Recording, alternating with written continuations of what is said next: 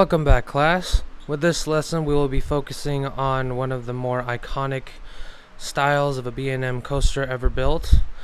That's because it was the first, or not the, well, it was also the first official inverted coaster of its kind, but it was also the one that put B&M on the top of the theme park industry. So, besides going through what makes an inverted coaster and the different types of elements as we did in the last video, we're also going to do a little bit of an extra bonus and also look into the history of B&M, seeing as this is what this particular inverted coaster was what put them at the top of their game. So, start off with B&M. It started off with these two guys named Walter Bolliger and Claude Mabillard. They started working for a company called Giovanola. These guys are also particularly famous for building rides such as Titan at Six Flags Over Texas and Goliath at Six Flags Magic Mountain. If you've noticed that the track system, or the track layout, not track layout system, but the track design, there we go. The track design on those coasters look really similar to B&M coasters.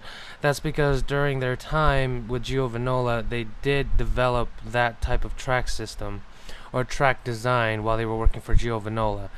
So while they were there, I guess Giovanola also took that track design and used it for their Titan and Goliath roller coasters. However, just of course from the previous couple videos, I did mention how to tell the difference between a B&M coaster and another coaster is to look at its track design, or train track design, and see if it's the box shape. That way you know it's a B&M, or the cylindrical shape, which is of course everybody else. The box shape of the tracks is definitely a red flag saying that that is B&M. Even though Titan and Goliath are technically Giovanola, B&M were working with them at the time when they developed that I keep misinterpreting myself, but that track design is what they built, or what they designed it to look that way while they were working for Giovanola. So there's a little bit of a tidbit there, knowing which one's which between other roller coaster industries. But at the time when B&M was working for Giovanola, they also did design their first stand-up roller coaster, Shockwave, that was located at Six Flags Magic Mountain, which Apocalypse stands today. Which of course, Deja Vu, one of my other favorite rides, is now gone there. So many good rides in that plot of land besides Cyclone. That was a pain to not only work on, but to also ride on. It was just a huge pain. But anyway, besides working on Shockwave, they also worked on Z-Force, which was located at Six Flags Great America. However, during 1987, Giovanola underwent a change of management, and B&M decided with a change of management that they wanted to leave the company. And so they founded their own company, which of course is now called B&M. Now, at the time, B&M was only employed by 4 people. They had 2 draftsmen and, of course, Walter and Claude themselves.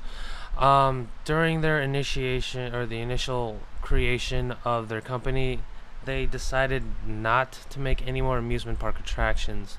However, Six Flags did come up to them and ask them to build a roller coaster for them. So you can thank Six Flags for bringing back B&M to the amusement park industry, and to make their first official roller coaster that they've ever built for themselves is the Iron Wolf, located at Six Flags Great America. But after their first roller coaster made 2 years later, now this is where we get to the stuff that is related to this roller coaster, B&M made their first official inverted roller coaster. Same place at Six Flags Great America in 1992 was Batman the Ride.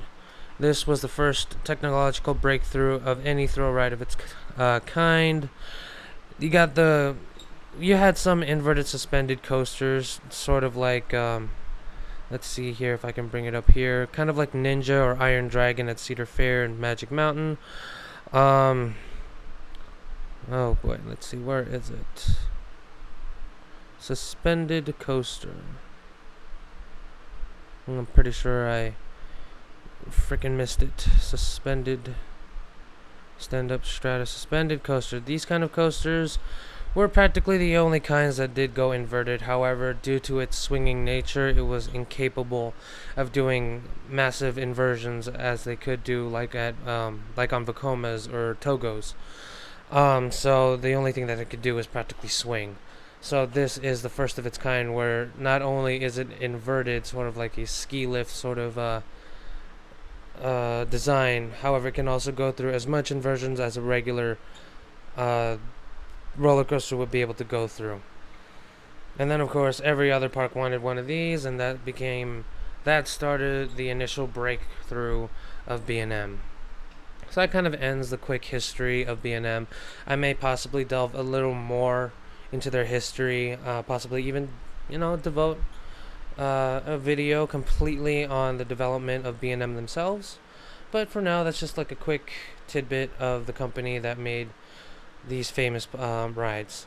Now, to actually get into the ramifications of this ride itself, we have two parts that represent the different styles of inverted coasters. For this small short portion here, this represents like the tall, sort of kind of gliding aspect that an inverted coaster can have. In my opinion, this is not really like my kind of an inverted coaster should be like. I mean, you already have a sit-down roller coaster. I mean, why would you already make a design sort of like this, where it's tall, it's got inversions? So that's an example that I can point out that is similar in design is Silver Bullet at Knott's Berry Farm. You notice that, of course, the drop is huge. You got big loops, you got big inversions. You're mostly in the air. And, you get the same feeling like Scream at Magic Mountain. Like, it's not intense. You're not flinging from your seat. You just feel like you're flying. You get that sense of flying. I mean, it's good. It's a nice, it's a nice feeling. But to me, that's not what an inverted coaster should be like. Now, in the second portion, this is what mostly an inverted coaster should be like. It's more low to the ground. It can easily pick up speed a lot more. Because it doesn't have to climb so many hills or inclines that it doesn't have time to slow down at all. So in that way, it goes through these inversions fast and quick. Get that kind of like a whiplash feel. All the blood rushes to your legs. It's just adrenaline inducing because you almost feel out of control. Now, if you notice that there are plenty of inversions here, but there's also one inversion that you can't really see, at least until you're on the ride. These ones are called feet choppers. Similar to head choppers here, what I failed to mention is that, to me, it feels more like a mental kind of inversion. It's not something that you actually see, or it's a visual inversion, like the loops or the corkscrews or whatever. This one is like, it's sort of a mental inversion where once you're on that ride, you kind of feel like your feet are about to get dragged on the ground, or your head is about to hit that beam or that coaster track. It's just to kind of fool your brain into thinking there's like a bit of danger while you're riding this ride. So, there's a little bit of a mental element there. Let's see. On this portion of the ride, there's like it's like a famous thing where all Batman rides do. It's just a combination of elements that practically every single B&M Batman the Ride clone has done, which is a loop, a zero-G roll loop sandwich. It's not really an official inversion. I just do like to point out that, seeing as it is a clone, it really stands out that that when you see this kind of combination, it's a Batman ride, So just a quick point out there. The next inversion, not really an inversion at all, is more likely an element, is this bunny hop. Inverted roller coasters rarely do any bunny hops at all, or rather, they don't even focus on any airtime at all. It's mostly about the speed and the inversions and the disorientation of the ride. Bunny hops are few and far between, at least in my knowledge, for B&M inverts at all. So it's kind of rare for me to I know I added a bunny hop here, but I didn't want to overkill a zero-G roll. I already have a zero-G roll here and two others here, so just to change things up a bit, I did add a bunny hop. I think there is one in Dueling Dragons, which is similar, if you've noticed, on this corkscrew. Earlier you already saw a coaster go through. If two coasters, one would go the bunny hop and one would do the corkscrew, you kind of have like this. You didn't hear that. You kind of have this illusion that those two trains are gonna collide with one another.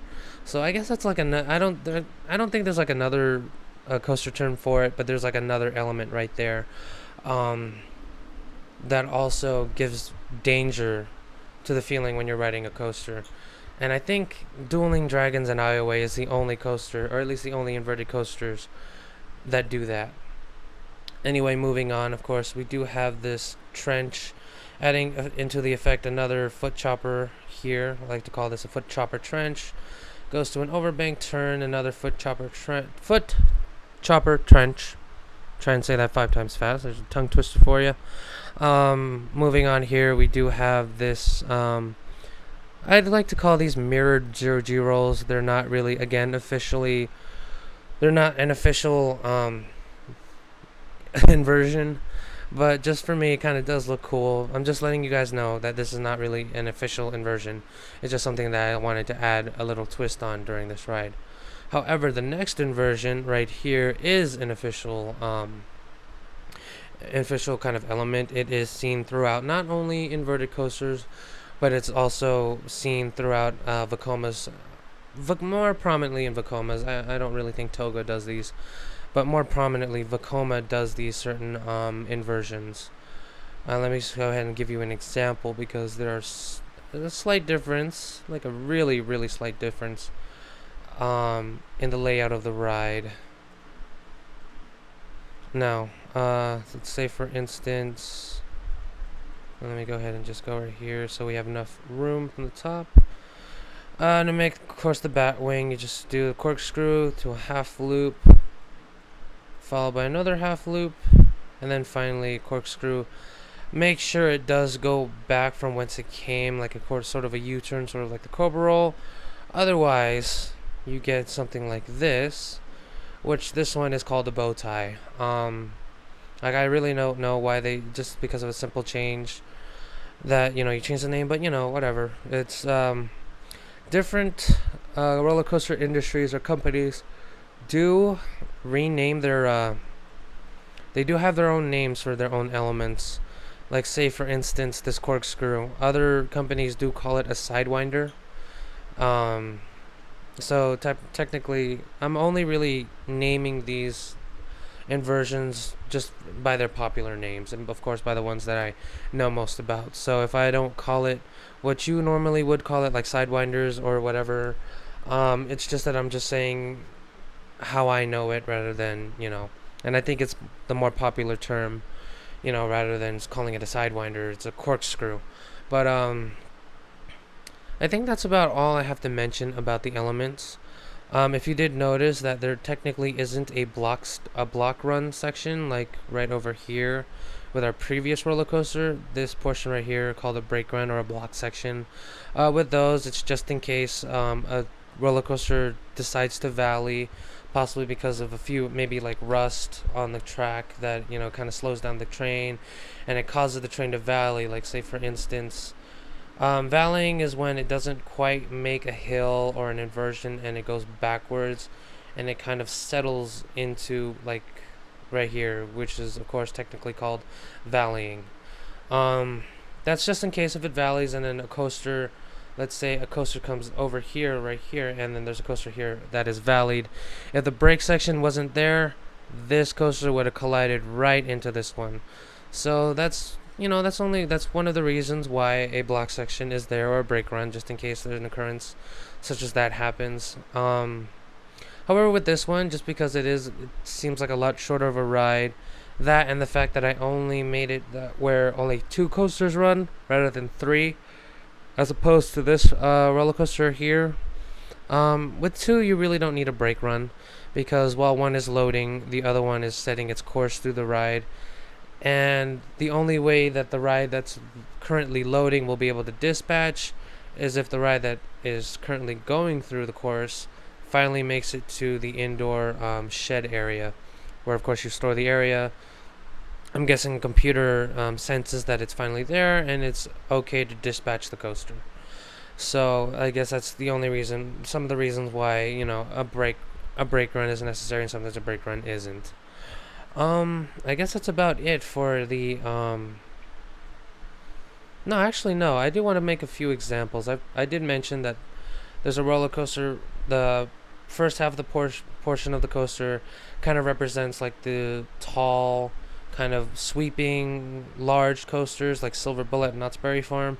I also failed to mention that there is a new coaster coming out at Kings Island, Ohio, called Banshee coming out, and I guess that's why this coaster kind of looks similar to that ride being released over there in Ohio. Um, Banshee will be also one of those tall, sweeping roller coasters that tend to make, it doesn't really embrace the small, kind of speedy, in your face kind of an out of control feeling, like in this portion of the ride. It's more, like gliding freely over the skies and in the air, kind of like in this portion. Um, but yeah, it's claiming to be the longest coaster, or longest inverted coaster that B&M has ever built. Um, it will also have an interesting bat wing. It doesn't quite look like a bat wing, at least a traditional bat wing. It looks more like it's as if you would like these would intercross. Like instead, this track would be here and this track would be here. So it's kind of a knotted bat wing. So there's like also a nice, kind of like a new twist in the inversion of the bat wing. So if you guys want to go ahead and check it out on YouTube, go ahead and search for Banshee, Kings Island in Ohio. Fortunately, of course, I won't be able to ride that anytime soon. But at least I have my Silver Bullet here. It's probably won't. It's not as good as Banshee is going to be, but at least I got that. Now for another way I failed to mention is another example as what basically this coaster is kind of replicating is Nemesis in Alton Towers, which quite frankly is the best suspended B&M coaster ever built. The thing about Nemesis is they were restricted in how high they had to build that ride. Unlike Silver Bullet, where they have no height restrictions, they can make it as tall as they want. With Nemesis, they couldn't build the coaster any higher than the trees. So they did have to kind of improvise with that by building trenches. So they had little cliffs, little trenches where the coaster, like for instance this right here, where the coaster can maneuver through, and that kind of made for an interesting kind of ride experience because there isn't really a drop. It kind of goes into a kind of gliding turn followed into a corkscrew, and then it kind of dives into the trenches and then goes through those. You kind of feel claustrophobic riding that ride. That way, of course, it's also really intense on the feet, and the gravity altogether is just so intense on the body that I believe is the perfect representation of an inverted B&M of all time. But if you guys also go ahead, check out Nemesis as well. Go ahead and check out the on-ride POV. Not only is it's really well themed too. You got like a freaking a blood waterfall as you're careening through the terrain, and again the theming is well made. I just kind of wish we had something here, but unfortunately it's only found in Alton Towers, which is located in the UK. But yeah, I guess I finally covered everything. I got my little lesson plan here just in case I missed anything. Let me just go ahead and quickly look through this. Oh, hold on a minute. Okay, sorry if you heard that. But still looking through my lesson plan. Seems that we've already covered everything there is to be covered, at least in my lesson plan about the inverted coasters. Let's see. I'd like to talk a little bit about what's going to be happening in the next episode. We'll be focusing on the flying roller coaster. Let's see. Here it is. There's not a lot to it. There is like one special element, maybe one or two elements about it, and of course there are also there is also some similarities between the inverted coaster 2 with the flying coaster, either depending on when you want it to soar high in the air, or if you want to be low to the ground, hugging the ground and giving that claustrophobic kind of feel. There's also elements to this one too, especially great examples of roller coasters that do this. So in the next episode, we'll be looking at the flying coaster. There is one more that I'm missing, which is the winged coaster. Unfortunately, RCT3 came out when the winged coaster hasn't even been made yet. How I'm going to get around that is I'm going to try and build a coaster similar to this using the extended coaster here, but trying to make it to show the elements that a winged coaster has compared to a regular sit down, stand up, or a floorless, which this one represents.